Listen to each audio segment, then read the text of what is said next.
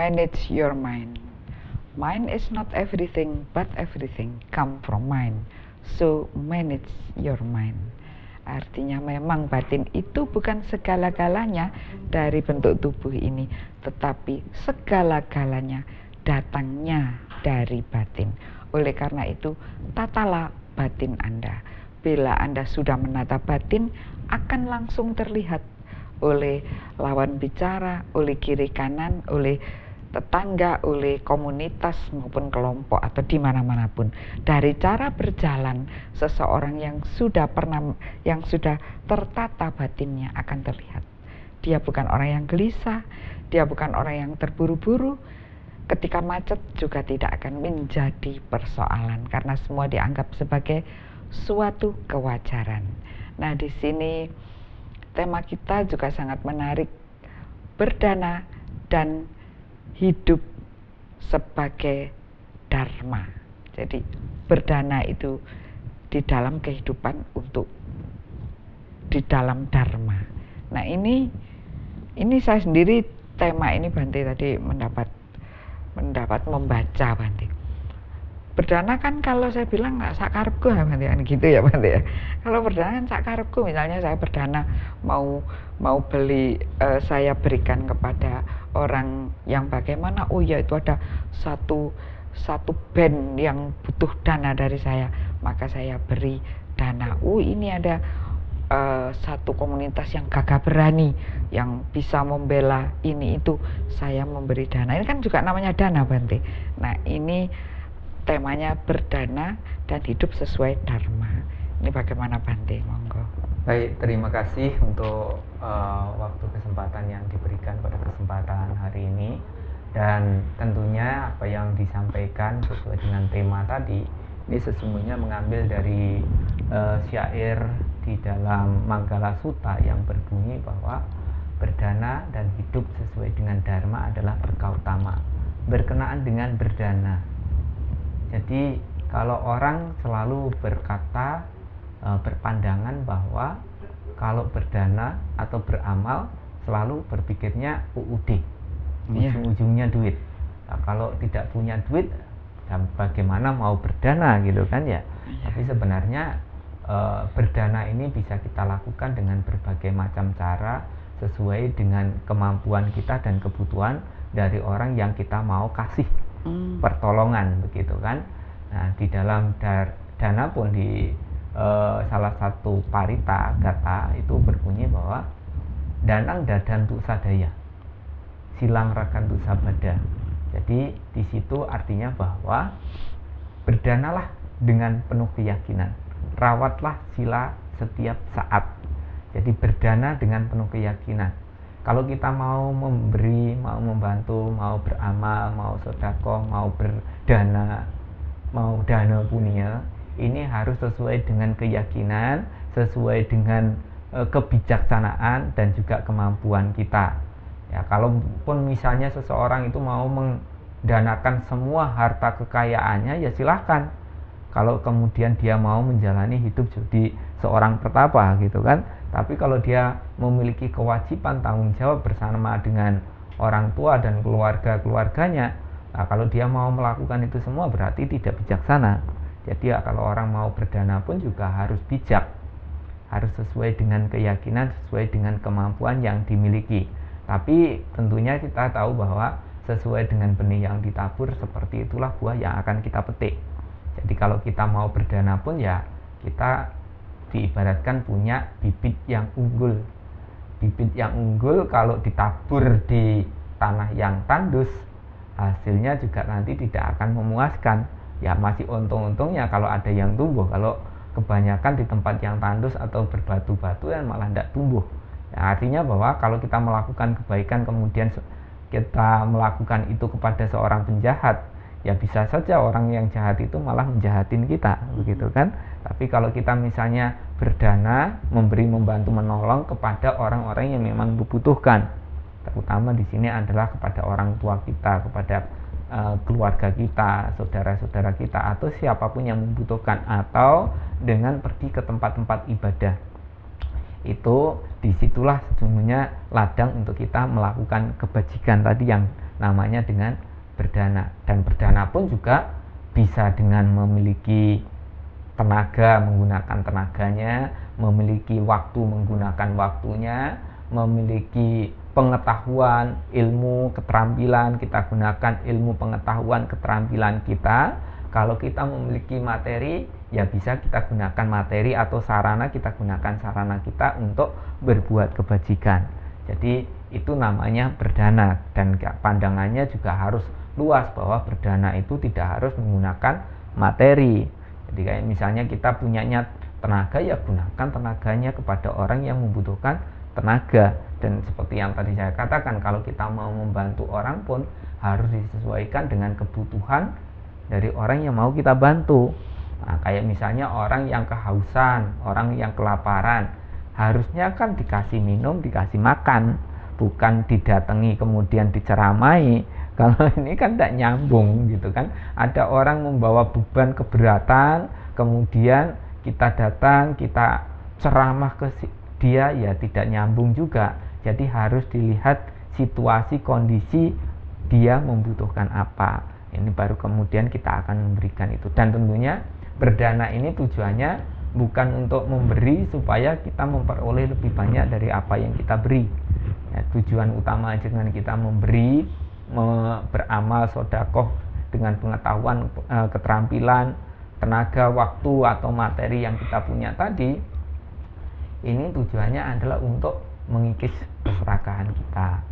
Dan di dalam Dhamma itu kan dikatakan bahwa sungguh bahagia hidup tanpa keserakahan. Di antara orang-orang yang hidup dengan penuh keserakahan, kita hidup bahagia tanpa keserakahan.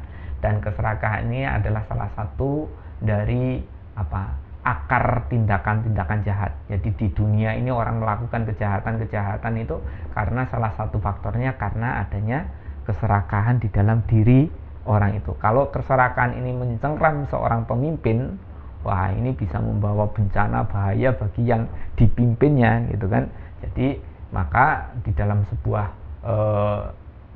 dharma yang mengupas tentang dasar raja dharma, 10 sifat-sifat dari seorang pemimpin, di situ salah satunya adalah memiliki kesederhanaan, kemurahan, pelepasan. Nah, itu hal-hal seperti itu yang harus dimiliki oleh seorang pemimpin. Jadi memberi bukan tujuannya untuk memperoleh lebih banyak, tetapi memberi tujuannya adalah untuk melepas. Memberi tujuannya untuk mengikis keserakahan kita, sehingga kita akhirnya bisa hidup damai dengan cara memberi. Kalau kita memberi begitu, nanti hasilnya bagaimana? Ya seperti yang tadi saya katakan, sesuai dengan benih yang ditabur, seperti itulah jenis buah yang akan kita petik. Ya kita tetap akan memetik apa yang kita tanam tadi. Kalau kita menanam kebaikan, juga pasti akan memperoleh kebaikan. Kalau kita menanam kemurahan hati, suka memberi, membantu, menolong tadi, ya kita akan terbantu oleh kebaikan kita sendiri. Jadi ada satu kalimat yang perlu untuk kita renungkan, bahwa siapapun memberi bantuan kepada orang yang membutuhkan, sesungguhnya membantu bantuan kepada dirinya sendiri. Siapapun yang mau menolong orang lain, sesungguhnya menolong dirinya sendiri. Siapapun yang istilahnya mengasihi orang lain, sesungguhnya ia mengasihi dirinya sendiri. Siapapun yang memperlancar kehidupan orang lain, sesungguhnya memperlancar kehidupannya sendiri. Ya, jadi hal-hal seperti itu dikatakan sesuai dengan benih yang ditabur, seperti itulah buah yang akan kita petik. Dan dikatakan bahwa hidup sesuai dengan dharma, berdana, hidup sesuai dengan dharma adalah berkah utama. Jadi kalau kita istilahnya memberi tadi, apa yang kita beri ini juga harus sesuai dengan hasil usaha yang benar, mata pencaharian yang benar. Jadi jangan karena kita mau memberi, kita mencarinya dengan cara yang tidak benar, dengan cara misalnya harus menyiksa, membunuh makhluk hidup, dengan melanggar sila-sila tadi. Jangan sampai melakukan itu. Mau limo itu jangan sampai ditabrak, tidak membunuh, tidak mencuri, tidak berbuat asusila, tidak berbohong, tidak mabuk-mabukan.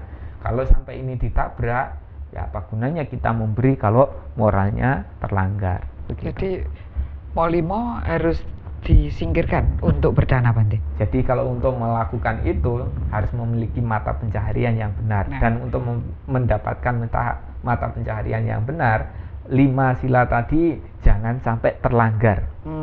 Kita ditahan dulu Bante. Ini menarik ini. Wong berdana kok mau limonya harus dihapus. Ini kan tidak ada hubungannya Bante.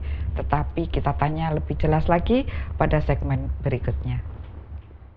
Kita lanjutkan bincang-bincang kita tentang bahwa berdana itu sebaiknya sesuai dengan dharma.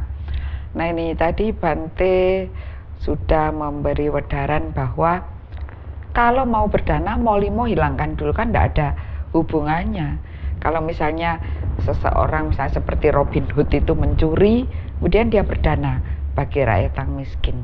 Atau misalnya dia adalah seorang yang kaya raya, rentenir, dia bekerja mencari uang dengan rentenir, tapi dia suka berdana. Atau seseorang yang suka menjual racun-racun untuk makanan gitu ya, karena makanan kan ada yang disebut mungkin formalin, pewarna pakaian untuk dijadikan pewarna makanan, kemudian pengawet, penambah rasa dan sebagainya yang berbahaya bagi kesehatan. Ini kan racun gitu ya, tapi hasilnya luar biasa, dan maka ada sebagian dari uang hasil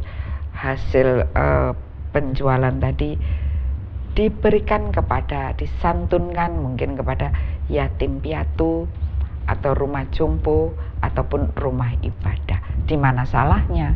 Nah ini pertanyaannya, bagaimana Bante? Di mana salahnya? Udah bener loh Bante. Apa ada yang bilang ketang-ketang mau berdana ya? Apa untung-untung dia mau berdana? Bagaimana Bante? Jadi seperti yang tadi saya katakan, kalau kita niatnya adalah untuk memberi, cara untuk memperoleh dari apa yang akan kita berikan itu harus dengan cara yang benar. Jadi jangan sampai melanggar, merusak moral yang harusnya dia praktekkan. Nah, moralnya itu kan tidak boleh membunuh, tidak mencuri, tidak berbuat asusila, tidak berbohong, tidak mabuk-mabukan. Jadi ya istilahnya kalau sampai mau beramal dengan kemudian melanggar moralnya tadi, dia melakukan berdana itu tidak akan membawa pahala. Jadi dia sendiri melakukan kejahatan, misalnya saya membunuh binatang, dengan hasilnya ini nanti akan saya gunakan untuk memberi kepada orang yang membutuhkan. Ini tidak tepat ini. Atau saya mau korupsi, setelah korupsi hasilnya nanti saya gunakan untuk membangun tempat-tempat ibadah. Nah, ini tidak tepat ini. Jadi yang tepat adalah kita mencarinya dengan cara yang benar, memiliki pengetahuan yang luas, terampil, giat. Begitu kita memiliki hasil, kita harus menggunakan hasil dari mata pencaharian yang benar tadi dengan 3 hal. Jadi digunakan yang pertama, kalau dari hasil kerja keras tadi bisa diumpamakan mendapatkan 100%, sepertiga dari 100% itu kita gunakan untuk kebutuhan sehari-hari, memenuhi kebutuhan sehari-hari kita. Sepertiga bagian lagi dari 100% tadi, yang kedua, digunakan untuk menambah modal usahanya. Yang sepertiga lagi digunakan untuk kita beramal. Jadi kalau kita bisa memenuhi dari sepertiga untuk kebutuhan, masih ada lagi yang bisa kita gunakan untuk menambah modal usahanya, sehingga pada saat nanti usahanya semakin besar karena dimodali ditambahi lagi dari sepertiga, setiap ada penghasilan ditambahi, akhirnya usahanya tambah semakin besar, menjadi semakin besar, akhirnya punya cabang sana, cabang sini, segala macam. Ini namanya mampu memanage dengan bagus, dengan bijak, sehingga usahanya seperti apapun kondisinya dia tetap akan bertahan atau bahkan bisa berkembang. Kemudian yang sepertiga lagi digunakan untuk berbuat kebajikan, kayak misalnya untuk menyokong orang tua, untuk beramal ke tempat-tempat ibadah, untuk orang-orang miskin, untuk orang-orang yang membutuhkan, yang kena bencana segala macam, kita bisa gunakan itu. Dengan cara melakukan kebajikan, inilah salah satu cara untuk menopang apa yang saat ini kita miliki untuk bisa bertahan dan lebih lama dapat kita rasakan. Jadi kalau misalnya kekayaan ini dari hasil kebajikan, usaha-usaha benar yang selama ini telah kita lakukan, begitu ada kebajikan, maka ini akan tetap bisa kita rasakan. Tapi kalau kebajikannya ini sudah tidak mampu menopang karena kita tidak mau melakukan lagi, maka apa yang sudah dimiliki dirasakan saat ini akan bisa membuat apa yang kita miliki itu menjadi hilang atau rusak atau bahkan bisa dicuri, dirampok orang. Jadi makanya ini ada satu cerita di zamannya Buddha, ada Wesaka ya, beliau punya mertua waktu itu diboyong dari putri Wesaka ini, dia mengikuti mertuanya. Pada saat dia tinggal bersama dengan mertuanya ini tidak suka beramal gitu ceritanya ya. Jadi pada saat ada seorang pertapa sedang berjalan untuk menerima sodakoh dana makan itu pagi-pagi membawa mangkok, si Wesaka ini dia menyampaikan begini, waktu itu mertuanya lagi makan dengan piring emas, sendok garpu segala macamnya semuanya terbuat dari emas, lagi enak makannya. Nah waktu itu dia bilang, para pertapa mohon lanjutkan perjalanan para pertapa karena orang tua saya sedang makan makanan basi. Lah marah dong, mertuanya menjadi marah, kamu ini bilang saya makan makanan basi, maksudmu apa? Karena apa yang Anda nikmati saat ini adalah hasil usaha jerih payah yang selama ini Anda telah pupuk, sehingga bisa menikmati ini. Kalau Anda tidak lagi mau menopang, itulah namanya makan makanan basi, yang apa yang saat ini dimiliki dirasakan ini cepat atau lambat akan habis. Kalau bisa diibaratkan seperti hanya seorang petani, kalau dia setelah menanam, memupuk, merawat, kemudian menunggu dengan sabar sampai akhirnya panen. Setelah panen dia harus segera bercocok tanam lagi, menanam lagi. Jangan sampai setelah panen diam dulu, nikmati dulu. Nanti begitu habis baru bercocok tanam. Nah, pada proses masa menanam, memupuk, menjaga, merawat, menunggu sampai panen itu dia nanti akan kelaparan gitu kan. Jadi istilahnya setiap hari, setiap waktu kalau mau menikmati kebahagiaan secara terus menerus, tanamlah kebajikan, tanamlah kebajikan. Nah itulah yang bisa dikatakan bahwa hidup sesuai dengan dharma itu adalah berkah utama. Jadi istilahnya dari penghasilan kita pun juga bisa kita gunakan untuk melakukan kebajikan-kebajikan. Nah kemudian ada 4 kebahagiaan juga yang hendaknya bisa kita rasakan di dalam kehidupan sebagai seorang perumah tangga.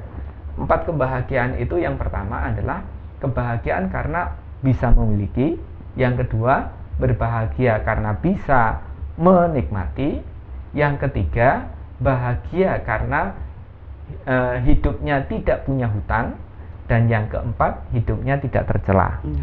Jadi yang pertama hidup bahagia karena bisa memiliki. Jadi berkenaan dengan memiliki ini, yang memiliki kesehatan, memiliki kekuatan, usia yang panjang, memiliki materi, sarana kebutuhan hidup dengan baik. Ini kan bahagia karena memiliki. Setelah bisa memiliki itu semua, kita harus bisa bahagia dengan menggunakan atau menikmati. Ya istilahnya menggunakan, menikmati, memanfaatkan. Jadi misalnya kita punya kekuatan, kesehatan, usia yang panjang, gunakan untuk melakukan sesuatu yang berguna, bermanfaat. Kalau kita memiliki materi, ya kita bisa gunakan untuk melakukan sesuatu yang berguna, bermanfaat, yang memiliki nilai-nilai kebajikan. Yang diartikan bahwa di situ kita bahagia karena bisa menggunakan, bisa menikmati itu. Kemudian yang ketiga, berbahagia karena tidak memiliki utang. Jadi kalau misalnya kita memiliki, kita bisa menikmati, tapi semuanya dari hasil utangan, ini kan tidak membahagiakan. Tapi kalau kita bisa memiliki, bisa menikmati ini, tapi semuanya dari hasil jerih payah yang benar, tidak dari hasil utangan, kita menikmati pun juga dengan bahagia. Jadi dalam hal ini ya mohon maaf, bisa dikatakan kalau kita punya utang ya harus segera diselesaikan utangnya, begitu ya. Jadi supaya kita tidak menderita karena terbebani oleh utang-utang. Ini penderitaan sekali pada saat jatuh tempo tidak punya duit, nanti terus beranak, berbunga. Waduh, penderitaan yang sangat luar biasa. Apalagi datang rentenir, waduh, deg-degan, tidak nyaman, tidur tidak enak, makan tidak nyenyak, tidur tidak nyenyak, makan tidak enak, seperti itu kan. Dan yang terakhir, kebahagiaan karena perilakunya tidak tercela. Tutur kata, perilaku kita dimanapun, kapanpun yang menunjukkan adalah orang-orang yang baik, bijak, dan selalu memberikan sesuatu yang berguna, bermanfaat. Begitu. Jadi ternyata berperilaku baik itu juga termasuk kebahagiaan tadi ya Bante ya. Yeah. Ini menarik sekali keluarga Dhamma TV, tetapi ada banyak pertanyaan pada segmen berikutnya. Tetap di Dhamma TV agar Anda damai di hati. Kita lanjutkan pada segmen berikut ini. Betapa menariknya yang kita dengarkan dari Yang Mulia Bante tadi, bahwa sebenarnya 4 hal tadi itu jangan sampai tidak dilakukan, karena ini sumber dari kebahagiaan. Jadi mampu memiliki ya Bante ya, memiliki ya, misalnya memiliki mobil tapi yang kedua dia tidak mampu menyetir, kan rugi Bante ya. Kemudian kita mobilnya hasil utangan, waduh ini tambah sedih lagi. Dan berperilaku baik, sekalipun naik mobil tetap pada rambu-rambu yang benar, mempunyai SIM dan STNK yang sudah terbayar semua. Itu berkah utama, sehingga nyetir apa itu ya enak gitu di hati.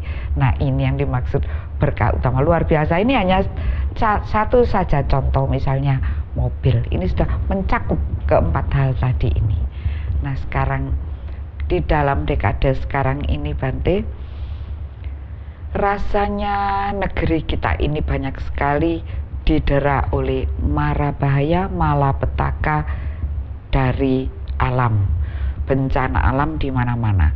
Tentu ada banyak daerah-daerah terisolir, sehingga ada daerah-daerah yang terkena penyakit, dan juga ada infrastruktur yang rusak, sehingga kehidupan tidak bisa berjalan sebagaimana mestinya.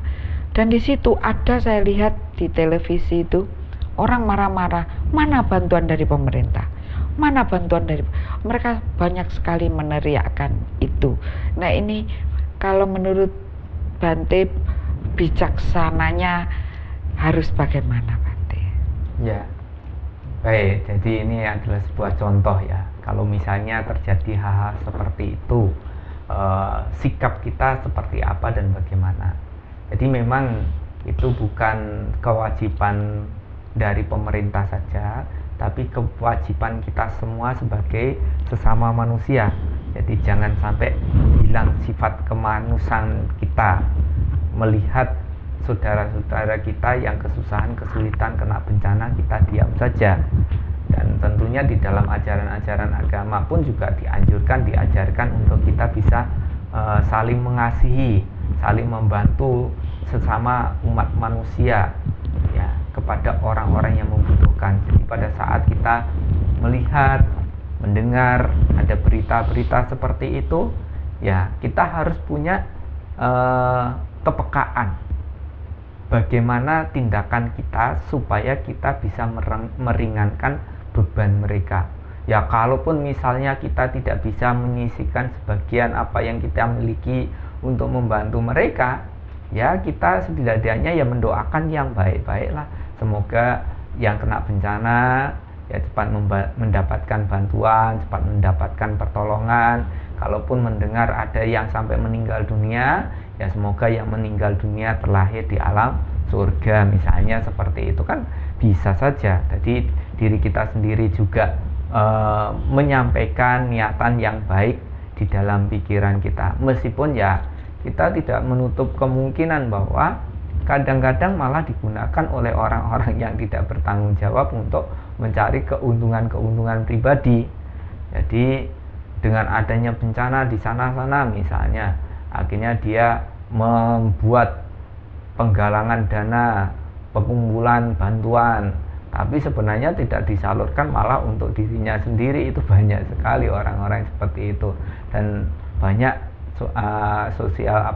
organisasi sosial pun juga melakukan penyelewengan yang mana pada saat terjadi bencana tidak sampai pada sasarannya, tidak pada orang yang membutuhkannya. Makanya ada banyak orang yang berinisiatif kalau mau memberi langsung kepada yang membutuhkan. Ya memang itu yang harus dilakukan begitu sih. Jadi kalau mau berbuat baik, lakukanlah dengan niat yang baik, berikanlah dengan tangan kita sendiri kepada orang yang membutuhkan. Ya, dipikirkan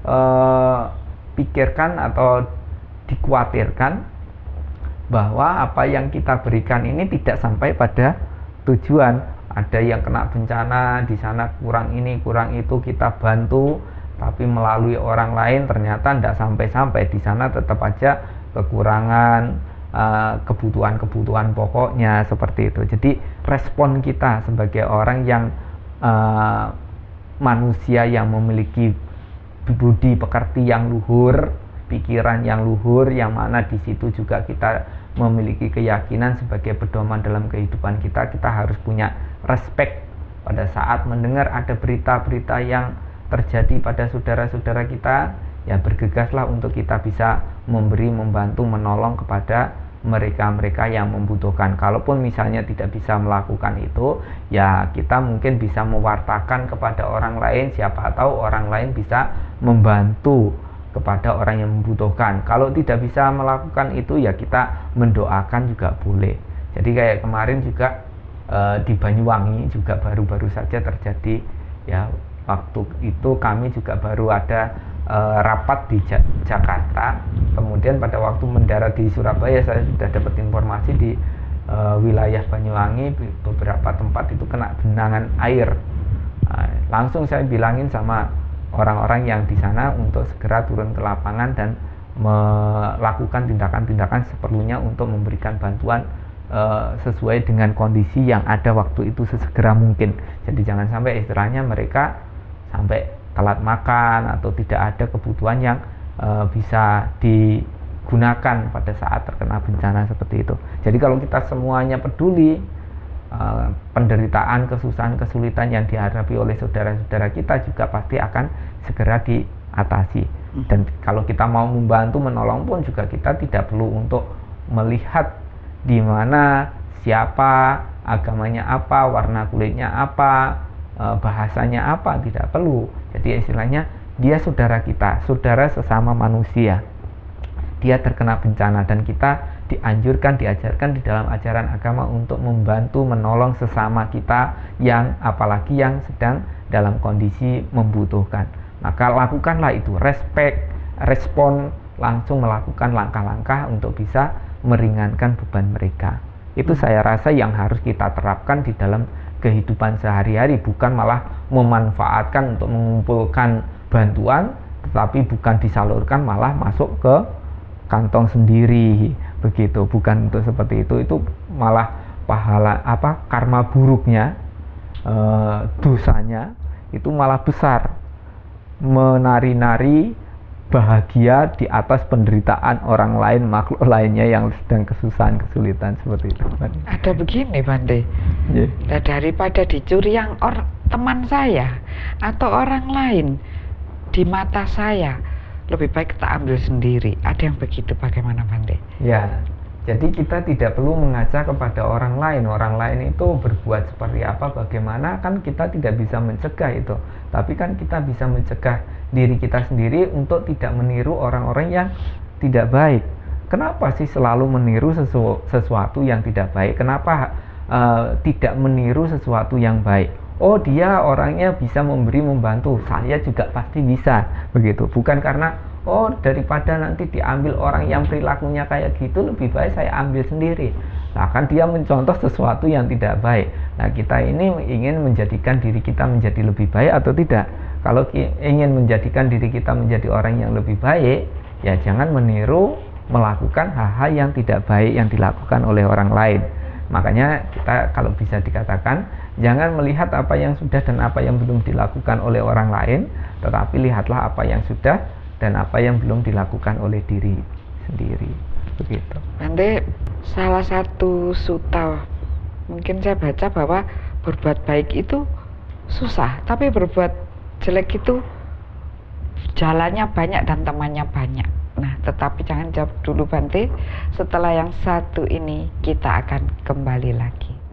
Baik, keluarga Dhamma TV, kita lanjutkan bincang-bincang kita. Jadi tentang pertanyaan saya yang tadi itu bagaimana Bante? Ya, monggo Bante. Baik, jadi Kadang-kadang orang kan berpikir bahwa mau berbuat baik itu kok susah gitu ya, kalau mau berbuat jahat kok gampang. Ya memang sih kalau bisa dikatakan kalau orang mau berbuat baik harus belajar gitu kan, pergi mengunjungi orang-orang yang bijaksana untuk bertanya bagaimana untuk bisa melakukan kebaikan-kebaikan yang benar-benar membawa manfaat bagi kita yang melakukan dan juga membawa manfaat bagi orang lain, makhluk lain di sekeliling kita. Dan itu pun juga kalau sudah mengetahui caranya, tidak sekonyong-konyong kita bisa mempraktekkan, harus belajar dan terus belajar untuk mempraktekkan. Dan itu pun juga untuk mempraktekkan tidak gampang juga meskipun sudah tahu caranya. Nah, kalau untuk melakukan keburukan, melakukan kejahatan, tidak perlu pergi ke orang-orang pintar, kita pun sudah rasa-rasanya tiap hari tiap waktu bisa pintar gitu ya untuk melakukan hal yang buruk. Tapi sebenarnya kesempatan untuk melakukan kebaikan ataupun keburukan itu kesempatannya ya ada. Kapan? Ya saat ini. Pada saat kita ingin berbuat baik, ya berpikir yang baik itu sudah hal yang baik. Kalau sudah berpikir yang baik, mengucapkan yang baik, memiliki perilaku yang baik, berarti kita menjadi orang yang baik. Kalau kita mau menjadi orang yang buruk, menjadi orang yang jahat, berpikir buruk, sudah menjadi orang buruk. Jadi kan pikiran menjadi pemimpin, pelopor, pembentuknya. Jadi kalau kita sudah berpikir buruk, tutur kata kita buruk, perilaku kita buruk, berarti kita sudah menjadi orang buruk. Jadi diibaratkan seperti hanya juga mata uang yang memiliki dua mata ya. Uang yang memiliki dua sisi begitu. Nah makanya antara kebaikan dan keburukan itu sebenarnya selalu kemana-mana bersama-sama sih. Kalau kita selalu eling lan waspada ya kita akan bisa menjaga supaya kita selalu melihat kebaikan, berpikir yang baik, bertutur kata, berperilaku yang baik, sehingga kita akan mampu menjadikan diri kita menjadi orang yang baik. Tapi kalau kita tidak sadar, pikirannya buruk, ngomong buruk, perilakunya buruk, akhirnya kita menderita karena keburukan-keburukan kita. Nah makanya kita menjadi orang yang buruk. Buruknya kenapa? Karena kita mikir saat ini mikir buruk. Sudah mikir buruk, ngomong buruk lagi, perilakunya buruk lagi. Kalau saat ini kita mikir yang baik, maka kita saat ini juga menjadi orang baik. Jadi saat ini, sekarang ini kita bisa juga menjadi orang buruk dan juga bisa menjadi orang baik, tergantung dari kondisi pikiran kita. Kalau kita mau berpikir yang baik, berarti kita saat ini jadi orang baik. Kalau sudah mikirnya baik, ya mohon harus tutur kata, perilakunya, kehidupan yang dijalaninya juga harusnya dengan baik. Karena itu adalah sebuah kejujuran. Nah, kejujuran itu adalah orang yang memiliki pikiran, tutur kata, perilaku yang selaras. Kalau pikirannya benar, ya tutur kata, perilakunya juga benar gitu. Jadi jangan sampai istilahnya di depan kita baik, di belakang tidak baik. Itu kan nusuk namanya ya. Jadi di depan orang baik, di belakang orang juga baik. Dilihat orang juga baik, tidak dilihat orang pun juga baik. Karena banyak juga yang di depan itu baik-baik, padahal di belakang itu meledebles, tidak karu-karuan gitu ya.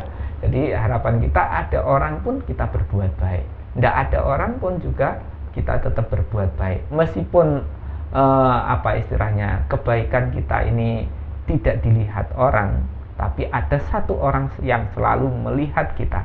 Siapa dia? Dia adalah diri kita sendiri yang melakukan. Jadi kita harus selalu berusaha untuk menjadikan diri kita dimanapun, kapanpun ya, dalam kondisi seperti apapun untuk menjadi orang yang baik.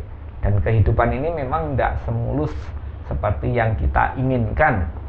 Sama seperti halnya jalan itu ada yang lurus, mulus, nah kita kencang bisa jalannya dipercepat.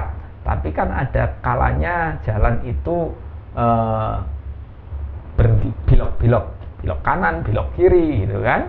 Ada juga yang tanjakan, ada juga yang menurun, ada juga yang mulus, ada juga yang geronjal-geronjal. Tapi bagaimanapun mau jalannya kayak apapun, kita harus jalani untuk bisa sampai pada tujuannya. Kalau misalnya jalannya waktunya belok, ya belok. Jangan waktunya belok, tidak belok. Nanti tidak akan sampai gitu. Kalau waktunya turun, ya direm, jangan digas. Nanti kalau digas malah jelungup. Kalau waktunya naik, ya digas, jangan direm. Jadi harus tahu waktunya. Kalau jalanan lagi rusak Bante, bagaimana? Ya jangan berhenti, mau tidak mau harus terus jalan meskipun harus pelan-pelan. Itu. Kalau jalannya lurus dan mulus Bante, oh monggo kerso, sesuai dengan selera Anda, tapi harus tetap hati-hati begitu. Memiliki kesadaran kewaspadaan meskipun dalam kondisi jalannya lurus mulus begitu.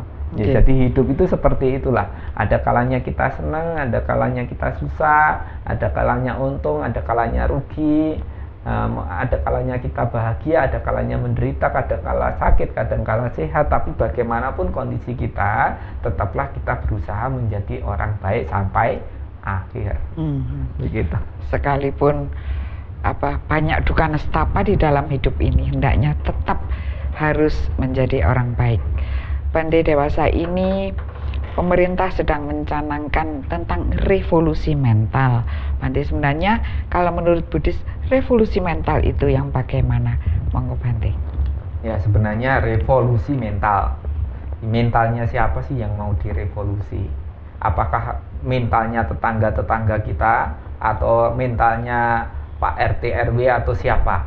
Sesungguhnya kalau kita mau menyadari program dari pemerintah ini kan adalah untuk merevolusi mental kita. Pemerintah mengajak kepada kita semua, mari kita benahi mental kita, benahi mental kita masing-masing. Jadi kalau mental kita suruh pemerintah yang benahi ya raiso, itu kan ajakan dari pemerintah untuk kita semuanya memiliki kesadaran untuk memperbaiki mental kita. Nah, kalau kita sudah diajak begitu, bukan pemerintahnya yang melakukan itu, tetapi kita yang harus melakukan itu. Karena itu tanggung jawab pribadi masing-masing sih, mau mentalnya kita perbaiki atau tidak. Jadi kalau di dalam lagu Indonesia Raya itu kan ada yang berbunyi bangunlah jiwanya, bangunlah badannya.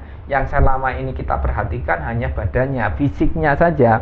Bangun ini, bangun itu, pengen ini, pengen itu, semuanya kita wujudkan. Tapi kalau seumpamanya mentalnya, batinnya ini tidak bagus, ya bagaimanapun kehidupan damai tidak akan bisa terwujud, kebahagiaan tidak akan bisa terwujud. Yang harus kita utamakan itu sebenarnya bagaimana menciptakan kedamaian, kebahagiaan di dalam batin kita.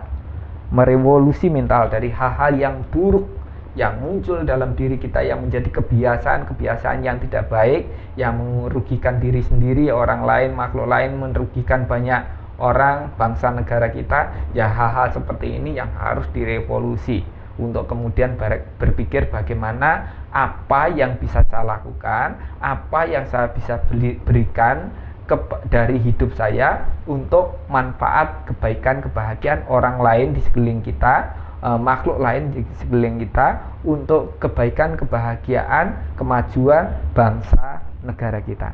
Jadi kita semuanya berpikir apa yang saya bisa lakukan, apa yang saya bisa berikan untuk sesuatu yang berguna, bermanfaat bagi bangsa, negara, bagi masyarakat luas.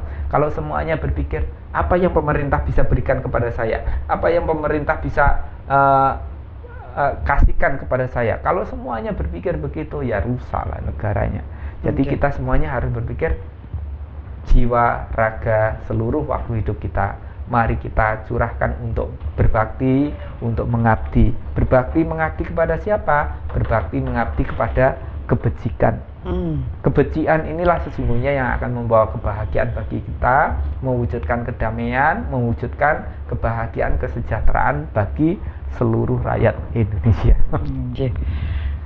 Bagus, terima kasih sekali Bante bahwa pencerahan ini semoga bermanfaat bagi seluruh pemirsa Dhamma TV dimanapun Anda berada, dan tetap akan mengingat-ingat apa yang dipaparkan Bante agar tetap Anda di dalam jalan yang selalu lurus dan benar. Baik keluarga Dhamma TV, saya tutup sampai di sini. Mind is not everything, but everything come from mind. So manage your mind.